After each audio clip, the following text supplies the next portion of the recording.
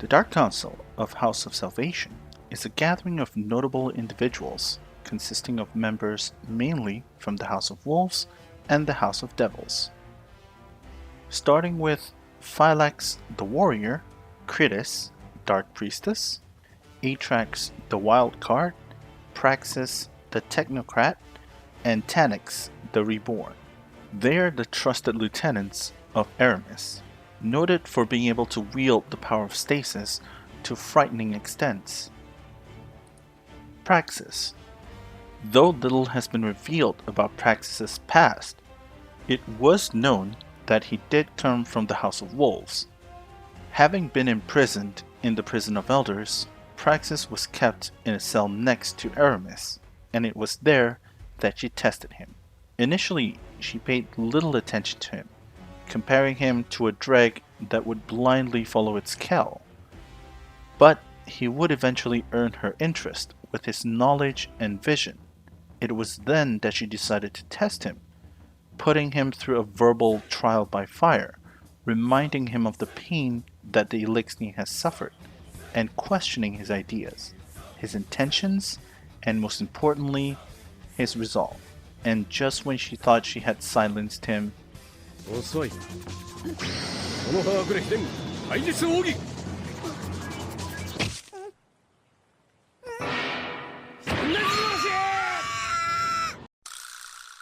he responded. After their escape from the Prison of Elders, Aramis brought Praxis along, as he has displayed proficiency and hunger for developing new technology. Seeing him as an asset in her desire to gain more power, he was tasked with developing technology for the House of Salvation, with the sole intent of controlling their newfound stasis powers. Phylaks. Phylaks was a warrior of renown and notoriety, first gaining prominence at the Battle of Twilight Gap. She was the sole cause of several Guardians' final deaths.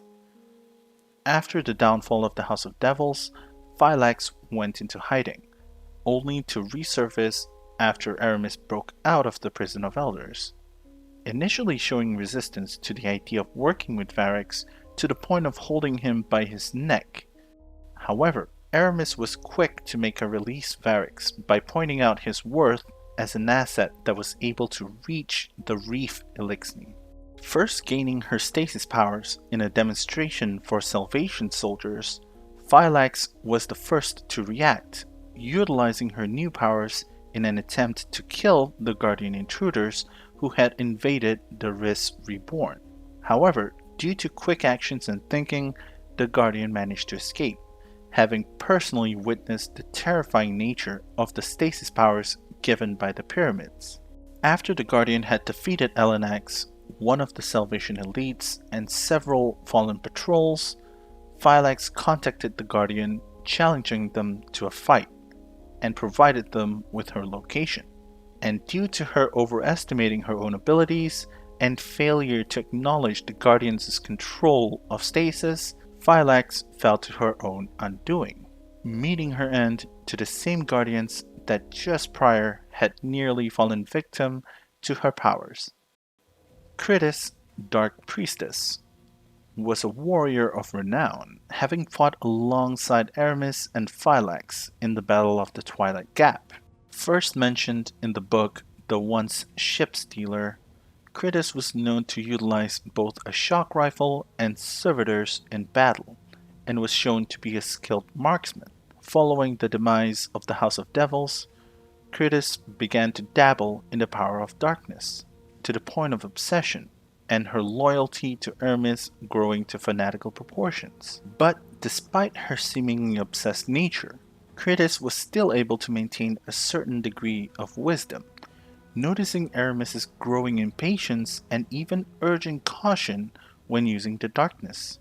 And after the death of Eramis, Kridis continued with what's left of the House of Salvation, though her obsession and fanatical loyalty would drive many from listening to her.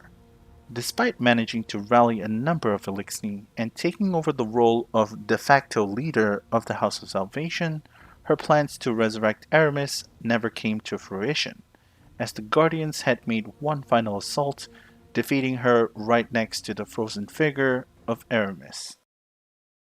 Atraks the Wildcart was the youngest of the Dark Council, being born after the events of the Whirlwind. She was never able to share the feelings of lost glory, tales told by older Elixni who had experienced the event. First seen approaching Aramis in a time of deep thought, Atraks questioned her resolve and obsession with past glories that were long lost, and questioned Aramis on her vision for the future.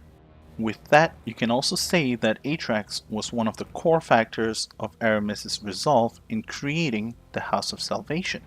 Being tasked with gathering the younger generations of Elixni for their cause, Atraks rallied those who had no experience of the Rees, rallying them under the banners of salvation and under the control of Eramis. Following the death of Praksis, Atraks was ordered to return to the crypt and prepare the body. She was next seen in the Deepstone Crypt, having uploaded her mind into an exo-body that was modeled after herself, and reassembled Taniks the Scarred.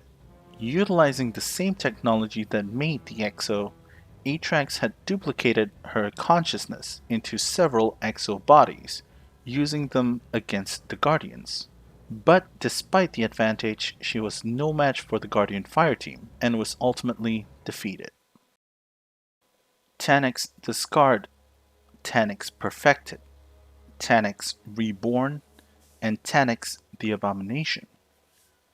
These are just several of the names given to an Elixni individual who is infamous for several reasons. Originally encountered under the House of Wolves, Taniks is a mercenary above all else, lending his skills to those that could afford them. Over the course of history, he had slowly augmented his physical body with technology taken from his encounters with the Vex, Elixni, and humanity alike. Though the full extent to his augments are yet to be known, what has been revealed is that despite being killed several times before, he would still be able to be resurrected through reassembly. This enabled him to indulge in further reckless behaviors, starting with the infamous crew of hunters. That includes Andal Brask, the previous Hunter Vanguard, Shiro 4, and Kate 6. While on a supply cache raid, Andal, Kate, Shiro, Ruo, and Lush were ambushed by Taniks. Immediately killing Nian, Taniks proved himself a dangerous foe, as he had the knowledge to final death a Guardian. He also managed to destroy Lush's ghost, but fortunately, before he could deal the final blow, the hunters managed to escape. This event caused a ripple that reached even the ears of Osiris and the Speaker, as they brought in Saint 14, a titan who is infamous in his own way, to the Fallen. However, he would not be the only one to hunt Taniks, as both Andal and Kate 6 had made a Hunter Vanguard dare. The conditions of the Hunter Vanguard dare was simple and direct. The one who would fail to kill Taniks would be the new Hunter Vanguard, a position that has been vacant since the disappearance of the previous Hunter Vanguard, Calco Swift River. Kate 6 would prove victorious, managing to kill Taniks twice even before Saint 14 was able to track him down. This resulted in Andal Brask becoming the new Hunter Vanguard, while Cade was able to enjoy his life as a free-roaming hunter. In a twist of fate, Andal Brask himself, while on a routine mission, was murdered in cold blood by Taniks, who had been rebuilt by his crew. He would then find himself leading a breakout of Axur, Archon Priest from the Prison of Elders, along with leading the House of Wolves members to plundering the Hellmouth. The latter would result in his timely demise, as a fireteam of Guardians were able to kill him once more. Taniks would be brought back to life during the Siva crisis, when the Devil Splicer Splinter House would rebuild him using Siva, creating Taniks Perfected. However, even with his newfound Siva enhancements, the Guardians dispatched by the last city managed to overpower and defeat the fallen mercenary once more. In the most recent times, the House of Salvation brought Taniks back through the use of the exo facility Deepstone Crypt. Atraks, the Wildcart, who was now remade into Atraks 1, the Fallen Exo, had reassembled Taniks, maintaining his memories and anger towards the Guardians. Taniks Reborn resorted to breach the control room of the Morningstar space station above the Deepstone Crypt, forcing Clovis AI to activate the station's nuclear descent protocol in an attempt to decimate Europa. With the intervention of a fire team of Guardians, the nuclear protocol was disarmed just in time, as the space station crashed back down to Europa, with Taniks seemingly perished during re-entry. However, Taniks managed to survive the crash by assimilating himself with a heavy shank, now emerging as a monstrous construct dubbed Taniks the Abomination. In a last-ditch attempt at survival, Taniks made a final stand at the crash site right outside the Deepstone Crypt. But as with his previous reincarnations, his newfound powers were still overwhelmed by the Guardians, and was eventually dismantled once more. With the support of such talented individuals backing her up, it was no wonder Eramis managed to gain such a foothold on Europa in such a short time. But even with the defeat of her Dark Council, Eramis herself remains a threat, as her defeat only resulted in her being encased in stasis crystals, and not with her death. It remains to be seen what would happen in the future. Would a Salvation member finally manage to revive her? Or would she be returning in future seasons?